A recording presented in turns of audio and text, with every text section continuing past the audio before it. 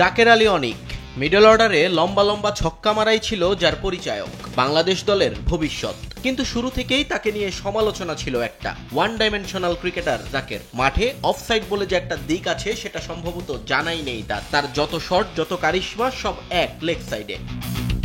শুরুর কটা দিন এই সীমিত সামর্থ্য নিয়েই রাজত্ব করেছেন জাকের, কিন্তু মডার্ন ডে ক্রিকেটে যখন বাঘা বাঘা ব্যাটার বোলারদের নিয়েই হয় শত শত অ্যানালাইসিস, সেখানে এমন লেগ সাইডের ক্রিকেটার যে সহজেই ঝরে যাবেন তা অনুমিতই ছিল। হলো তাই, কিন্তু বিষয়টা কোনোভাবেই মানতে নারাজ সালাউদ্দিন এবং জাকের আলী।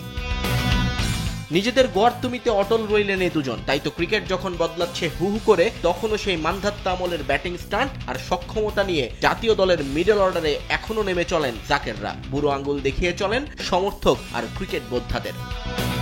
সিরিজের দ্বিতীয় টি-20তে যখন জাকের নেমেছিলেন তখন দলের প্রয়োজন ছিল 48 বলে 65 রান। টি-20-র হিসেবে একেবারেই সাধারণ টার্গেট, কিন্তু সেই সাধারণকেই অনতিক্রম্য বানিয়ে তুললেন জাকের আলী অনিক। একটার পর একটা অফসাইডের বল টেনে টেনে লেগ সাইডে মারার বৃথা চেষ্টা করে গেলেন তিনি।